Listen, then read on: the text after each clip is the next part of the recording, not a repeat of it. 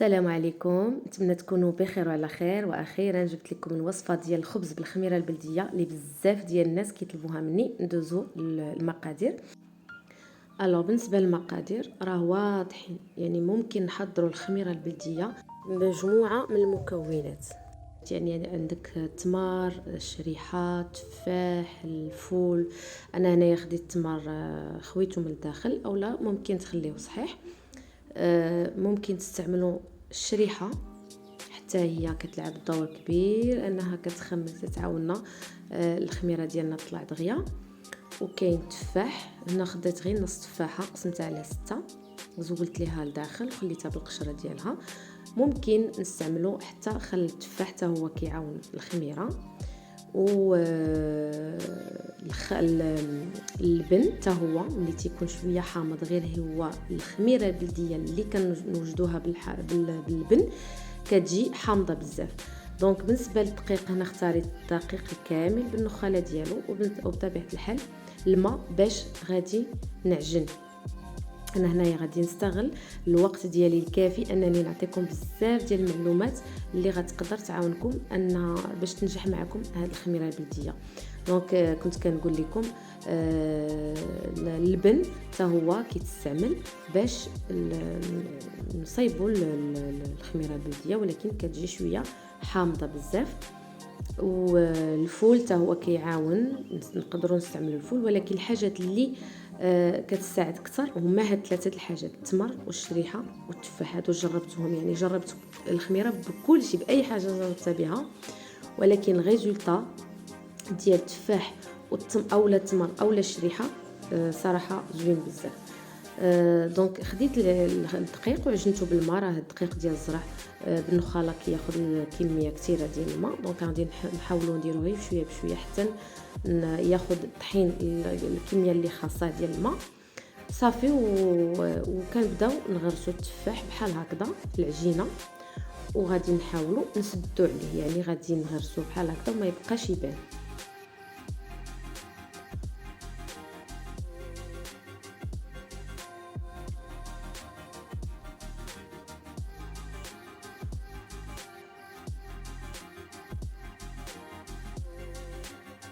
صافي بهذه الطريقه هذه غادي نكونوا حضرناها. غادي نخليوها مده يومين، دابا برد الحال، يومين اولا يومين تقريبا ونص هكذاك. غادي نخليوها حتى كتخمر على خاطرها.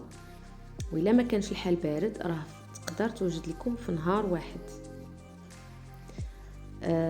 غادي نحطوها في الفران هكذا. الفران تيكون شويه دافي، ما غادي نشعلوه ما والو، غير كيكون شويه هكذا دافي. غتطلع لينا دغيا الخميره كيف ما كتشوفوا. شحال طلعت تبارك الله، طلعت بزاف وكامله مثقبه بحال البونش كتبان.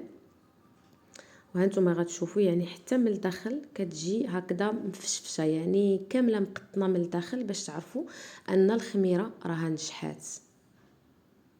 كنحاولوا نحيدوا هاد الطريفات ديال التفاح، وراه كاين اللي كيخلي التفاح هكذا كيحتفظ به في العجينه وكيتعجن به الخبز ديالو، غير انا تنحيدو.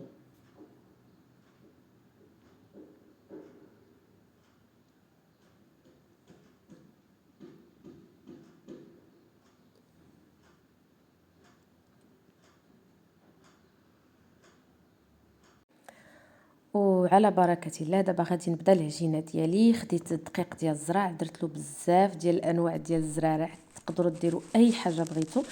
انا هنا درت زنجلان، حبه حلاوه، والكرويه، والنافع، والسانوج، يعني اي حاجه بغيتوها تقدروا ديروها تما. وكنزيد الملحه، وكنزيد الخميره ديالي، والماء الماء بشويه بشويه. وكنبدا نعجن باش نوضح الصوره لكل شيء. راه ممكن اننا نعجنوا بيدينا، يعني حتى العجينه بيدينا ممكن تخرج لنا ريزولطا زوين، ماشي غير ضروري العجانه. وهنا العجينه كيف كتشوفوها راه ضروري تجي هكذا مرخوفه، ما تجيش العجينه قاصحه بزاف. صافي هنايا العجينه خليتها ترتاح شويه، واحد 10 دقائق، وغادي نبدا نشكلها ونقرصها. دونك هنايا خديت شويه د الماء اللي غادي نبدا نفزك به يدي، وخديت هنا مجموعه ديال الزرارع اللي غادي نقرص بهم من الفوق. هنايا زريعه الكتان، عندي هنايا الزريعه ديال نوار الشمس، وهنا عندي الشيا، الكينوا بالالوان، عندي هنا الشوفان والنخاله.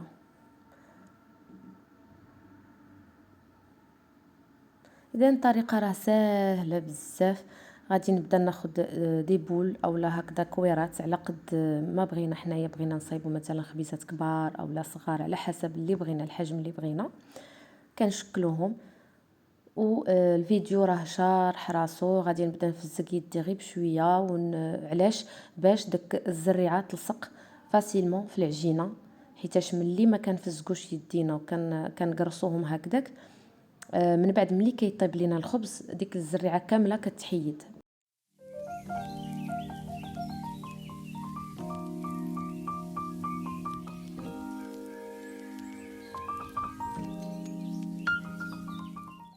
لو طون اللي غادي نبدا نقرص الخبز ديالي، غادي نستغل هاد الوقيته باش نعطيكم معلومات اكثر على الخميره البلديه. بالنسبه للناس اللي ما تيعجنوش بزاف، يعني كاين كدوز واحد سيمانه ولا اكثر 10 ايام ما تيعجنوش، يعني ما فيهمش ما يصايب الخميره كل، يعني ما تيربيوش الخميره بهذا لو تيرم هذا. يعني نورمالمون حنا الخميره خصنا نربيوها، يعني نربيوها كيفاش؟ العجينه اللي غادي نعجنو كناخذوا منها واحد شويه قد هاد لابولنيت اللي درت دابا، كنخبيها مع الطحين الداخل ديال الطحين، كنحتفظ بها حتى كنبغي نعجن، كناخذها كنحلها بشويه د الماء دافي، كنعاود نعجن بها وهكذا، وكتكون دائما عندي الخميره واجده. ولكن بالنسبه للناس اللي ما باغينش يديروا هاد القضيه، تيبغيو اشاك فوا يصايبوها، كيصيبوها على يومين قبل اولا 3 ايام قبل على حسب الجو. باغ اكزومبل حنا دابا هاد الجو اللي حنا فيه دابا، يعني خاص ضروري واحد اليومين ولا يومين ونص تقريبا ديال الخميره وهي كتخمر. كنخليوها هكذا في الفران، كنعجنوا بها الخبز كامل، يعني ما كنشيطوا حتى شي حاجه، تنعجنوا بها. عاود ملي كنبغيو نعجنوا واحد اليومين ولا 3 ايام قبل، كنعاودوا نصايبوا خميره وحده اخرى. يعني عندكم جوج ديال الحلول، يا اما تحتفظوا بواحد شويه وتعجنوا بها، تخبيوها في الطحين وتعجنوا بها وتبقى ديما عندكم خميره دائما موجوده، اولا هذه يعني يومين قبل اولا 3 ايام قبل دائما تكونوا كتوجدوها. وبالنسبه لهاد المرحله ما خصناش نقرصوهم بزاف، حيتاش الخميره البلديه راه ماشي بحال الخميره العاديه، يعني ما كتخمرش بزاف، يعني اولا خصنا نخليوهم واحد المده طويله باش يخمروا. نقرصوهم غير بالقياس صافي، نستفوهم في اللاطه اللي غادي نطيبوا فيها الخبز، اولا يعني شي زيف اللي غنكونوا فرشناه فين يخمروا. وغنكمل الكميه ديال الخبيزات اللي عندي كاملين وغنخليهم هكذا واحد المده باش يخمروا. وبالنسبه للمده ديال الخميره غتكون مثلا من الصباح، يعني غادي نكونوا عجناهم من الصباح، في الصباح شويه بكري، ونخليوهم يعني الماكسيموم بوسيبل. نقدروا نخليهم مثلا يخمروا من 10 ديال الصباح حتى 3 او حتى 4 على حسب، اولا من 7 الصباح حتى 2. قد ما خليناهم يخمروا قد ما مزيان.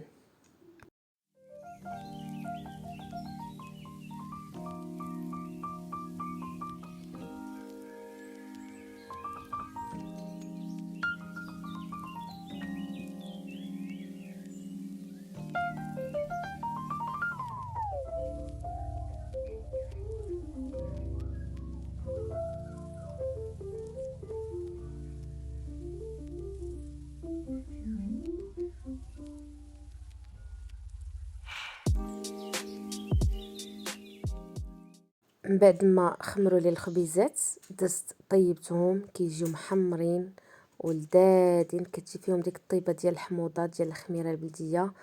وهكذا كنكونوا صايبنا خبز ديال الدار بلدي 100% صحي 100% بالخميره البلديه اللي بالصراحه ما بقيناش كنشوفوا بزاف الناس اللي كيصايبوا الخميره البلديه. الاغلبيه الناس كيعجبهم بالخميره العاديه، وهذه فكره ديال هكذا عشيوه خفيفه خبيزه دهنتها بصوص بيستو وعمرتها بلافوكا وطوماط سوريز جبن بلدي وشويه د الكركاع من الفوق اولا يعني اي نوع ديال الزرارع اللي بغيتو، ومع زويته بلديه شويه من الفوق. كتجي رائعه هاد الاكله هادي وخفيفه وصحيه حتى هي، بالخبز البلدي بالصحه والراحه. نتمنى تجربوا هاد الوصفه ديالي.